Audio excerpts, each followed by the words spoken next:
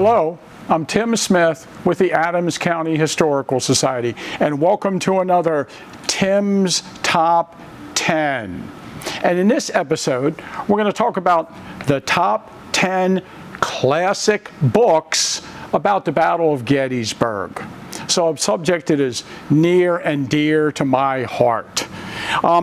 So just a few things about the list. Of course, this is my own personal opinion. And, you know, if you disagree with something or you have something that you think should be added to the top 10, go ahead and add it in the comments. And, you know, I'd be more than happy if you put in your own top 10, and we'll have other people comment on your top 10 also. A couple things about it. I'm only going to talk about historical books relating to the battle. So we're not going to have fiction.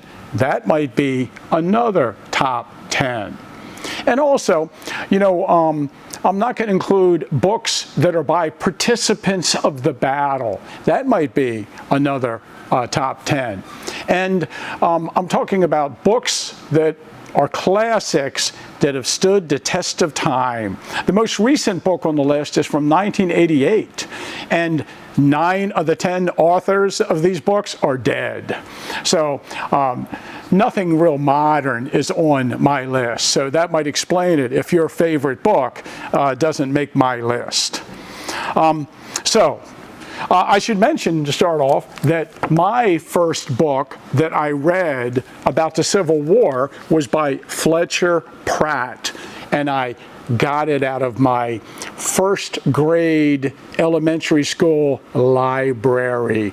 So while the other kids are reading like Curious George, I wandered over to the history section and looked at this book. I love this book. This is not the original copy stolen from the library when I was in first grade, but I managed to get the book at some later point in my life. I love the Battle of Gettysburg section in this book. You know, you got to make sure that the men you wound, or you know, you got to bayonet them afterwards. It's really good stuff in there. And that brings us to the number 10. And this is the first book I purchased at Gettysburg as a tourist. Frederick Ray's Gettysburg Sketches. And this is how the book appeared, you know, in the late 60s, early 70s. And it's basically a comic book on the battle, but incredible and very accurate detail. And in the book, of course, it was probably the first time I learned about Jenny Wade and John Burns, who were featured in the book. And here's what it originally looked like. It was first published in Gettysburg in 1939. So this had been around for a while, and I consider it a Gettysburg classic. Number 9 on our list, Edward Stackpole's They Met at Gettysburg from 1956.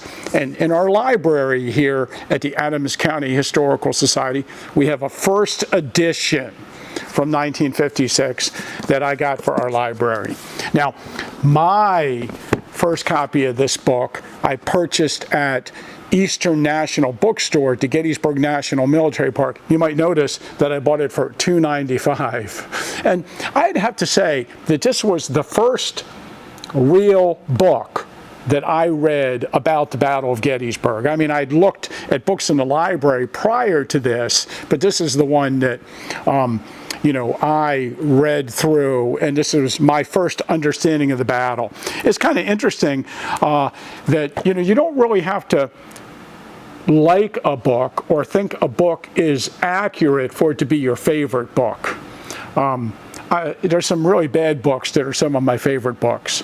But this one, people point out, Edward Stackpole, who wrote it, was a general. And there's a lot of personal opinion in the book that maybe we don't need. And he's very anti-Longstreet. As a matter of fact, there's a chapter in the book called Longstreet's Stalling Tactics. And he says, All evidence shows clearly that Longstreet was strongly opposed to the attack as planned and ordered by Lee, and that he made every effort to change the latter's mind by argument, by delay in insisting on waiting for the arrival of Law's brigade of Hood's division, and by childish excuses of one sort or another. So kind of hard on Longstreet throughout the book. But again, it's a classic book on the battle. Number 8, Tilly Pierce Olman. At Gettysburg, or What a Girl Saw and Heard of the Battle. And this is probably the best book written by a Gettysburg civilian about the civilian experience during the Battle of Gettysburg. And of course, we have an 1888 first edition of this book downstairs in one of our museum exhibits that you could check out. This is the 1983 hardback that was published, I believe, by Butternut and Blue. And in it, William Frassinito writes the introduction and gives some excellent insight into Tilly Pierce's account. Remember, she's 15 years old during the battle, and this book was written in 1888 during the 25th anniversary. Now you can also buy the book at the Shriver House, because you know Tilly talks a lot about the Shrivers and the Wakers in the book, and their edition is published in 2015 and has a brand new introduction with the Shriver family story in it.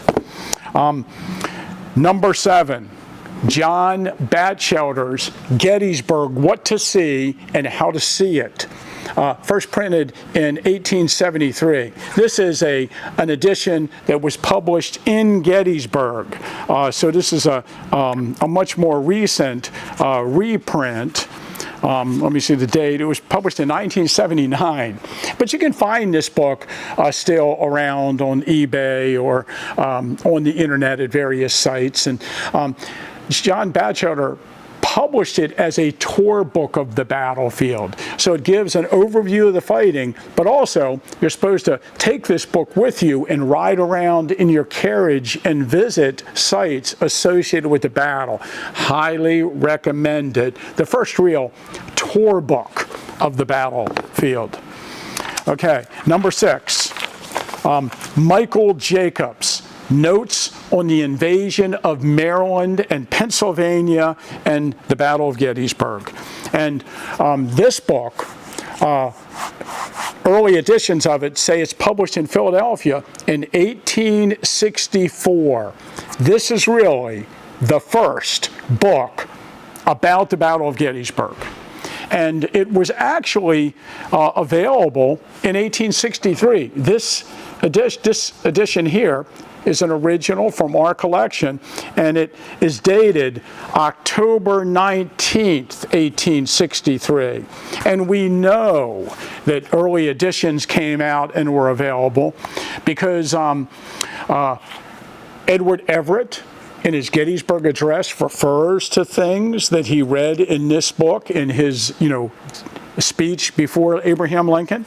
And also, there's a review of this book in the New York Times in December of 1863, kind of written by James Rice, the colonel of the 44th New York, complaining about the attention given to the Pennsylvania reserves. Oh, come on.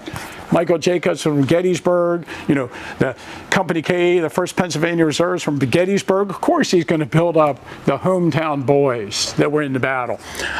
But it is a very good book. This one, I don't think is in print currently, but I'm sure you can find one of the versions of it that has been printed over the years available on the internet. Okay, number 5, William Storic, The Place, the Result, the Battle, the Results. And this was first published in 1932. I don't remember which version I might hear. Oh, I have, and I'm sure this was mine, a signed version of it from William Storic. It's a great overview of the Battle of Gettysburg, and he has some really nice human interest stories written into it. And this book was reprinted over and over again and was kind of used by the Gettysburg National Military Park, the National Park Service, as a kind of official version of the story of the battle until Frederick Tilburg's book became the one that was used by the National Park. And I should mention, Storic was a kid at the time of the battle, 11 years old. He lived out in Strabane Township near East Cavalry Field. He met Abraham Lincoln when he came here to give the Gettysburg Address, and later became the superintendent of battlefield guides. So he's got a lot of street cred. One last thing. We have his papers here at the Adams County Historical Society dealing with the book, and an early manuscript of the book with stuff that got cut out later that I'm really interested in, really find fascinating. Let's see. Number 4, Harry Font's Gettysburg, the Second Day. Came out in 1987. I got it immediately. I don't know at that time if there was another book that I spent so much time with and enjoyed so much. It's one of those micro histories of the battle. Just concerns the fighting on the afternoon of the second day of the battle on the southern end of the battlefield. Has chapters such as the Peach Orchard, the Wheat Field, and Devil's Den, and of course Little Round Top. And just goes into an incredible amount of detail on the second day, and I cannot recommend it enough. That was number 4. Number 3. Glen Tucker's High Tide at Gettysburg. This is also a first edition in our library, printed in 1958. And wow, what a well-written book. If you were just going to read one book on the Battle of Gettysburg, I would recommend this book. And during my 30 years of being a licensed battlefield guide, when I would give tours on the battlefield and people would ask, I would always recommend this particular book. You hear that, Don? So this book, it's, besides just being really well written, it covers the battle really well, and Glen Tucker just does a great job. Now I know more modern historians might pick it apart for this or that, but you know, I tend to be a pro-Longstreet person. You can only have 2 camps, pro-Longstreet and anti-Longstreet, and so this was the first time I had read something where the author believed Longstreet or put credence in Longstreet's version of what happened at the battle. He also followed this up with another book called Lee and Longstreet at Gettysburg, which really delves into the controversy between Lee and Longstreet and how Southern historians treated Longstreet after the Civil War. I would say that Glen Tucker was a Longstreet fan before Longstreet was cool. That's a country music reference if you don't know. Okay, number 2, William Frasinito, Gettysburg, A Journey in Time. And again, this is a book, there's just no way I can express to you how important this book was to me or how enjoyable this book is to read. 2 things about it. One thing is that he really opened up historians and battlefield buffs' eyes to the examination of historical photographs and how historical photographs could be used to supplement our knowledge about the battle and about the appearance of the battle at the time of the Battle of Gettysburg. And I think that's really what his work across his life has been about. This is one of several books that he wrote on the Battle of Gettysburg, but this is the first. Came out in 1975. This is a first edition, and I have to admit, when I go into bookstores and I see it, I'll always open them up to see if it has the errata sheet that explains some of the mistakes in the first edition made by the publisher. But just a great book. The second thing about this book's really interesting is that it almost reads like a detective story about the life of William Frassinito and how he realized that no one had really spent much time trying to figure out where these photographs recorded after the battle were actually taken. And it's just a great read. So that's number 2. Now, I have some honorable mentions on my list. Bruce Catton, Gettysburg, The Final Fury. And I think it came out in the 70s, and it's just an excellent book. The third day segment of this book was put on a cassette tape. It was narrated by Walter Cronkite, and it had dramatic music on it, and you went to the old Cyclorama Center. They would give you a tape recorder, you'd rent it, and you'd put that cassette tape in with big earphones on, and you'd walk around the scene of the field of Pickett's Charge. And it was really dramatic. I really, really liked that. Gray Cocoa, A Vast Sea of Misery. In 1988, I believe it was published. This was a really nice book about the hospitals around the battlefield of Gettysburg and where the hospital sites were located and information we had about the various hospitals. Oliver Norton, Attack and Defense of Little Round Top, which came out in 1913, but I bought the reprint from a Morningside, I think it was in 1983. And this book really did a great job covering not just the fighting on Little Round Top, but the historiography of the Battle of Little Round Top, examining the different things that had been written about it over the years up to 1913. But you know, that book will probably be on another top 10 if I do top 10 books by veterans of the Battle of Gettysburg. And then I should mention 2 tour books. Luther Mittig's book, Gettysburg, What They Did Here, and J. Warren Gilbert's book, The Blue and the Gray, were reprinted year after year and sold around Gettysburg, and you can find them pretty readily and pretty cheaply on eBay or one of the other sites on the internet, and you can buy them. And they're good overall descriptions of the battle and tours of the battlefield, and I enjoy them.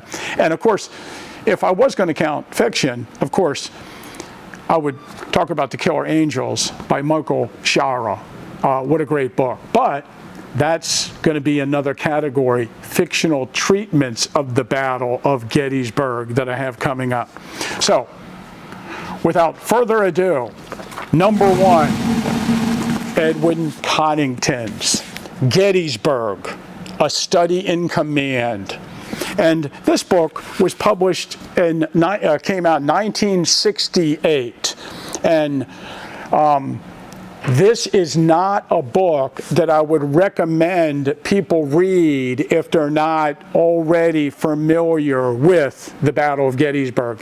It is extremely detailed. It is sometimes said to be an encyclopedia of the Gettysburg campaign. So this book doesn't just handle the battle. It handles the fighting that led to Gettysburg and the marching and the fighting that led and that occurred after the battle. And so it covers the whole span of the Gettysburg campaign before, during, and after. And the strength of this book, it's a study in command. There were 120 generals at the Battle of Gettysburg. And this book largely discusses the relationship between the different generals, the orders that the generals handed down to each other, and how the command structure of both armies dealt with the circumstances that they were given within their orders. And it just does a masterful job of that. It's not filled with human interest. And again, that's why I'd shy away from this book if you're new to to the story of the Battle of Gettysburg. This is definitely for the student of the battle. And the footnotes are just incredible.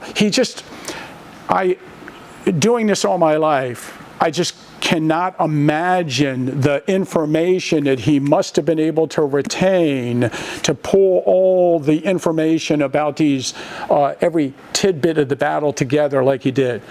The other thing about it is, he was the first person to extensively use the John Bacheler papers in New Hampshire.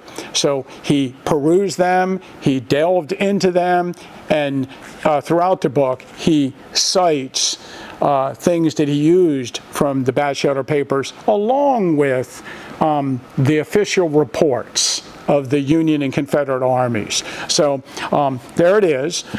So I hope you enjoyed this. And again, if you have any comments you'd like to make about some of the stuff I discussed or something I missed, go ahead and put that in the comments. Remember, if you like the content we've been putting on our YouTube channel, like and subscribe and share this video with your friends.